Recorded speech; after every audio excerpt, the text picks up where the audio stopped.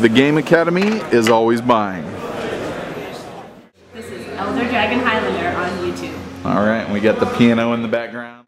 Alright, we're here with Patrick Chapin.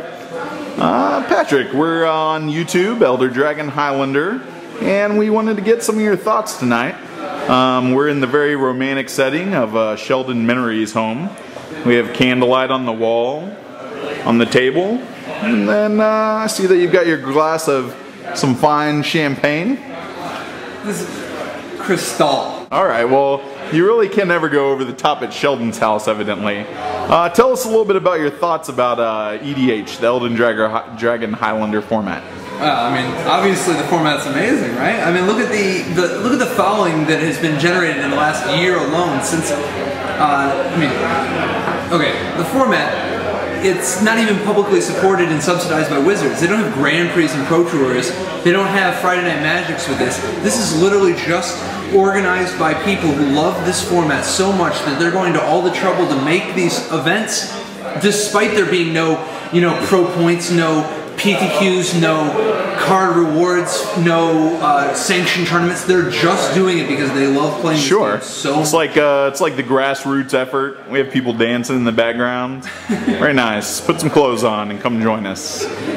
Basically, yeah, it's kind of a grassroots effort. Like I'll kind of add on to all that stuff the phrase "yet." Like I call 10 years from now EDH Pro Tour, but I'm just going on record. All I know is that I usually keep a pretty open mind about the possibilities from different people playing different types of Magic, and if you would have asked me 1 year ago if I thought that EDH would become as big as... You say no way, right? No way at all, because, I mean, look at even 5-color. 5-color was a fad, like it had its day in the sun. Sure. But EDH has not just had a day in the sun or 15 minutes of fame. It's growing and growing and growing. We're at like a year in the sun at this point. Well, and the thing about EDH is that the people who learn to play it and start playing it, it's not like they figure it out and they're like, okay, now I'm done thinking about that, and they move into something else. Like with EDH, they just want to play more and more, and they want to get more people to play, and that's a sign that the format is actually fundamentally very fun and very interesting. Sure. Because if the format was just something where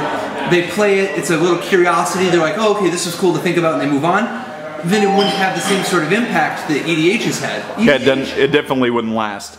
Like, I kind of think of it as like the crystal meth of formats. Like, once you're in, you're pretty much going to be addicted, and you get a lot of variation. Like in the games, you have games that look tremendously different from time to time, and basically I think that's some of the appeal. You can also play with crazy cards that you could never use in like any other format.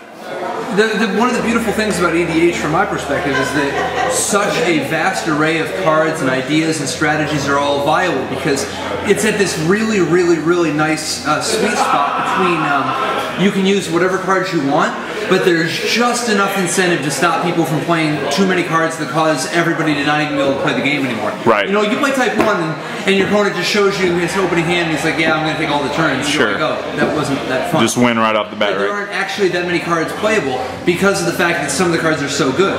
EDH is at that nice sweet spot where there are thousands of cards you could actually play and have them be reasonable cards. Because there's so much customization, there's the fact that you're playing 100 different cards, you can play whatever cards you want. Plus there's a little bit more of a political element. Like if you're playing a multiplayer game, your deck doesn't just have to be a combo deck that wins in the 4th turn. Sure. You can actually be playing a deck that you can do little things to try to, to help curry favor with the people around, or to gain a small advantage, or you can just do whatever thing is fun to you, And exactly, and that's some of the beauty of it. Like there's so many, there's like a lot of things that are clearly like kind of broken, and like you could definitely like, really get out of control in the format. But some of the way that we've held that in check, like in our in some of our local tournaments, like we play cash games on Sunday. It's pretty big pimping, $100 a head. Got to put the babies through college. Basically, what you're looking at though is you have like social monitoring, where you have like if you're kind of playing the douchebag strategy, like they're gonna kill you in the next game, like right when you sit down. Right, and if you think your strategy is so good that you're just gonna combo off on everybody. You think it's so good that you can stop 5, like 3 or 4 other people who are all hell bent on stopping you because they heard about you? Yeah, there's no way to do it. There's a real self-correction there. Right. So that's kind of sweet. Yeah, absolutely. I mean, there's a real niche in Magic for a format where people can play a multiplayer game or a more political game or a relaxed game, but that has a competitive side to it, because often people want to play a multiplayer game, and it's like, well, what are we playing? Well, we're playing Type 2. The problem with playing Type 2 is that then you're only using, you know, you're picking between 1,000 cards instead of 10,000 cards. EDH, you literally can play with whichever cards are the most fun for you. Sure, it's all but like 40 cards in the entire history of Magic. Right, and let's be honest. If your favorite card is Ancestral Recall, come on. Yeah, you're probably... Come on. It's not that exciting, right? Make something fun. Exactly. Like, there's some pretty outstanding win conditions. The other thing that's kind of interesting about the format is, like, you know, I would, like in a sensitive way, I would say there haven't been, like, that many deep thinkers, like, attack the format yet. And so there's still, like, a huge, like, vast array of things to be discovered and kind of, like, unlocked.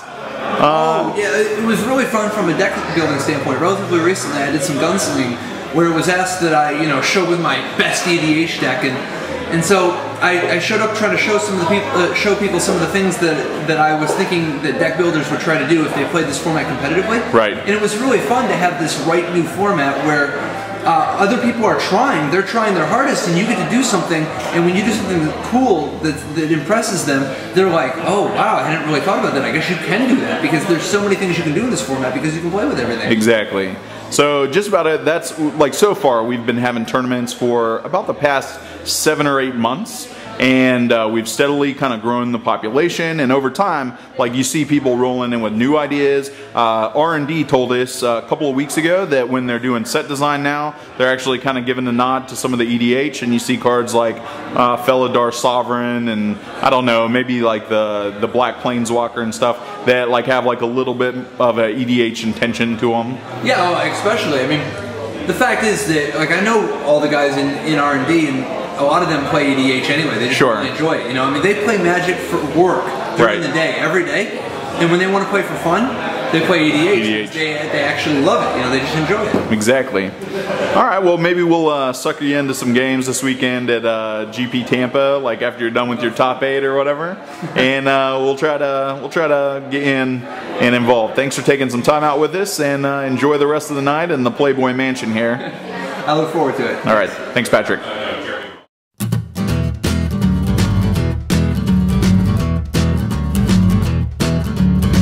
Tom Cruise is so in love with Katie.